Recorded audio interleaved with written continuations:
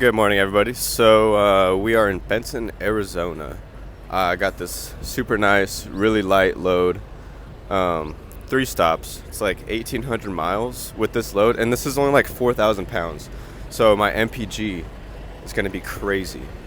Right now I'm averaging like 10 for like the past 1,000 miles, so that's pretty good. Yeah, but we got a nice little sunrise going on, and we are going to get on the road and deliver at our first stop here in Tucson, about 35 minutes away. See you guys then. I'm here. We're gonna have to do a little maneuver. So we got a real tight little alley that I have to back into to get unloaded. So I'm gonna have to pull across the street over here and then just back up. It shouldn't be too hard. We'll see. I might be jinxing myself right now. But basically, what my plan is pull in over there, back in over here.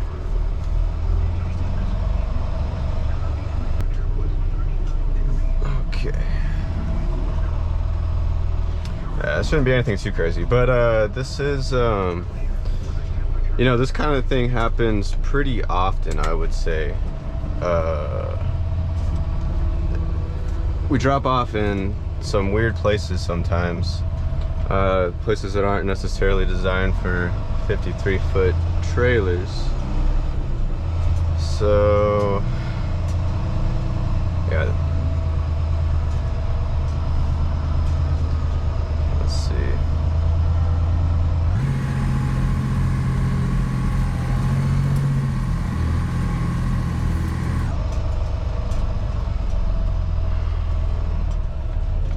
Okay, I really need to watch my right side here, and I'm gonna pull up a little more this way,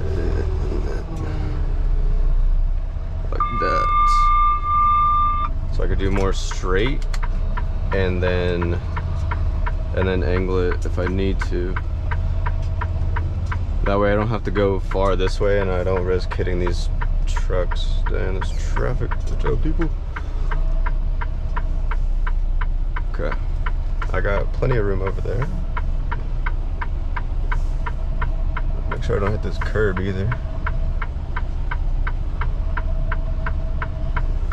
I'm going slow. I know it's probably boring on the camera, but gotta make sure I don't hit anything. Try to get myself straight back there. Past this curb. Straight. All right, and just like that, easy peasy. Backing is really like 95% about your setup, you know, because like I set that up for like a straight back, and straight backs are easy, so you just got to figure out the best way to set yourself up in a position that you know how to handle, and you know, take it from there. That's really the best thing that you can do if you have to back into a weird spot. I'm not sure how far back they want me to go. Let's keep going.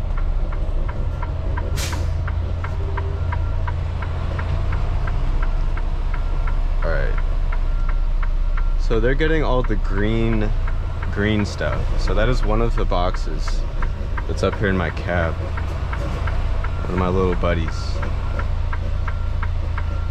I'll name it Tyson, like Mike Tyson, the boxer. Alright, this is probably good. So he'll no longer be with us.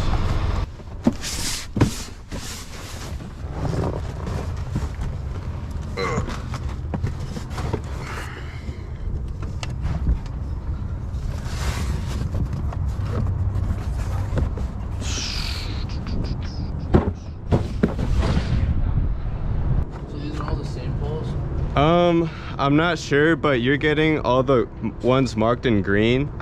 I think the marks are on the back, but I know it's a bunch of these ones on the top row. I'm not sure exactly which ones. Oh yeah, it's just the first first 6 right on the top right there. Okay, nice.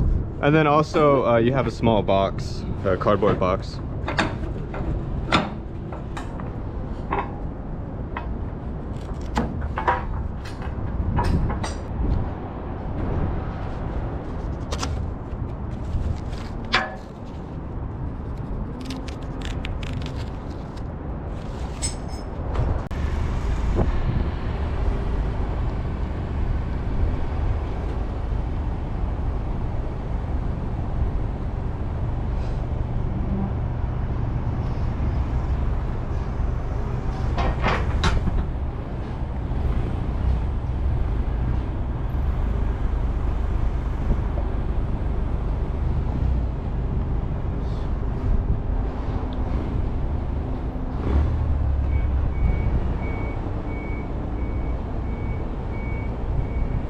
So I got in and out of that first stop super easy. It was like 30 minutes is all I spent there.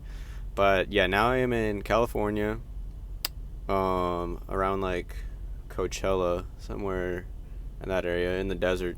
I'm like an hour away from my next drop off, which is tomorrow at 6 a.m. But this is like the closest place that I could get. Anyway, I wanted to talk about fuel economy, okay, because it is in your best interest, even though if you're driving at Melton, your company driver, it is in your best interest to drive as fuel efficiently as possible, because if you max out the fuel bonus every quarter, that's $6,000 in the year, extra money that you can get just for driving fuel efficiently. $1,500 a quarter, that's the top level. That's if you average 8 miles to the gallon. For that quarter, then you qualify for the top bonus. Currently, I am not at 8, but I am in the top 200 drivers for fuel efficiency. I got a call like 2 weeks ago, and yeah, the guy told me that, and he was just asking, like, what do I do to maintain good fuel economy? So I guess I'll tell all of you guys as well, so you could benefit from this. And I mean, if I'm in the top 200, there's like. You have 3 hours and 27 minutes of remaining drive time. Sorry. There's like it's like 1,500 drivers at Melton or something, so there's at least a handful of you guys that could let me see, 1,491 drivers at Melton. Rank 144, that's me. Yeah, so at least a handful of people that could maybe benefit from this information, so I'll tell you. And first things first, it's super simple. All you do is drive slow and don't idle the truck a lot. The governor on the truck, so it stops you at 68 miles an hour. The way that my DM, or my first DM, explained it to me is that, sorry, if I'm like really distracted, this truck stop, the parking situation is terrible. There's people, it's a zoo. There's a guy really struggling right now. Somebody's helping him though. I would help, but somebody's already on it. So anyway, yeah, the governor kills your fuel efficiency. So don't drive pedal to the metal everywhere you go. I never do 68 unless I'm like passing somebody, or if I'm like going downhill, of course. But other than that, I am cruise control 66, 95% of the time. And that got me to what I average right now, which is about 7.4, 7.5 mpg. I think that's what the guy said that I'm averaging at the moment. I am trying to up it. Maybe I could get to the 8, if not this quarter, at least next quarter, hopefully. I can get to max fuel bonus, but even now, like if I'm doing like 7.5 mpg, if that's what I end up getting, I think my bonus will be like 900 or something, which is still, I mean, that's better than nothing, you know. But it can be kind of difficult, like, to drive slow. I understand why a lot of people don't drive 65 everywhere. Going 68, it doesn't sound like a big difference, 65 to 68, but it feels a lot different. So when I was with my trainer, he drove 68 everywhere, just pedal to the floor everywhere we went. So that's how I drove. That's what I was used to. And then when I got my own truck, I started really paying attention to like what kind of MPG I was getting, and I quickly realized that there's no way I'm getting a fuel bonus driving like that.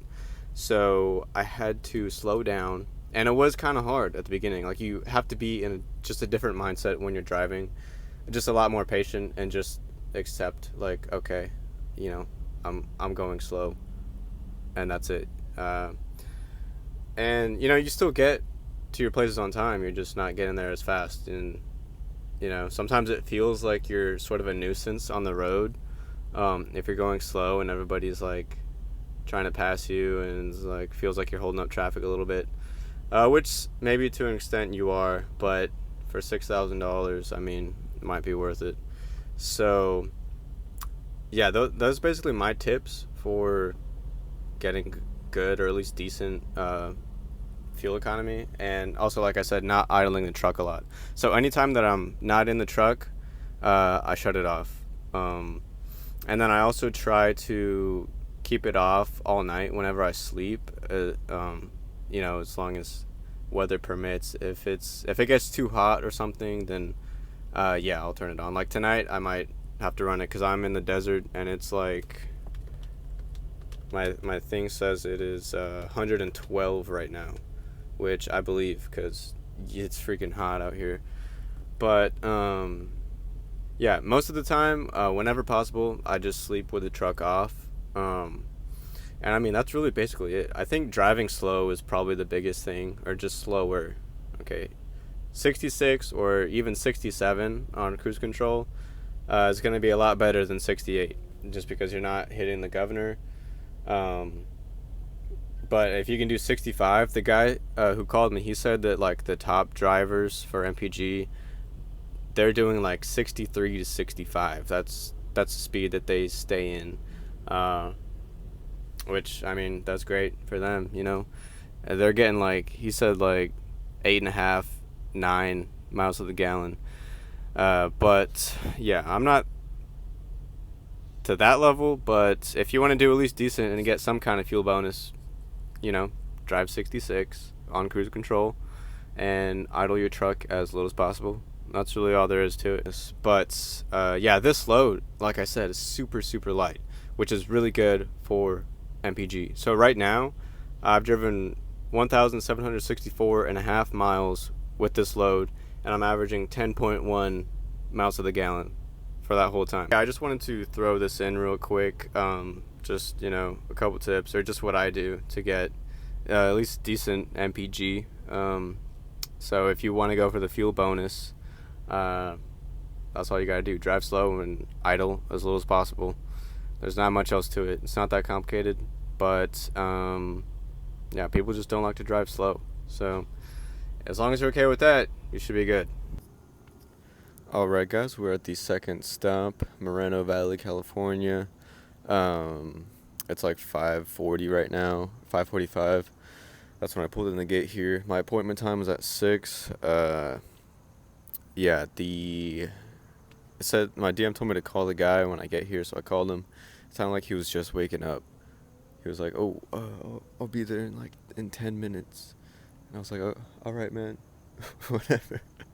So yeah, I'm here. He probably didn't expect the truck driver to be early, but here I am. I'm early.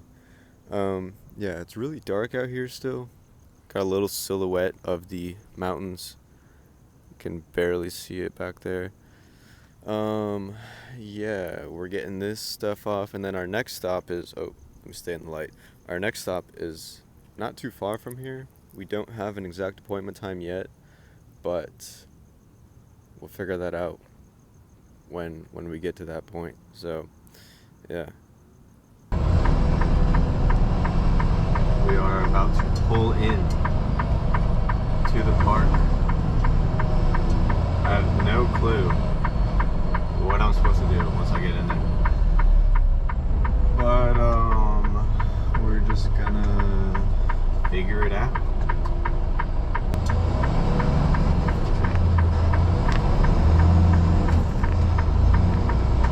I don't see anything that says no trucks, so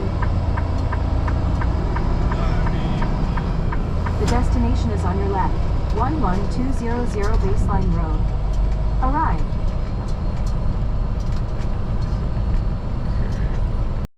Alright, you guys, just got to our final stop for this load in Rancho Cucamonga, California. Big old mountain back there.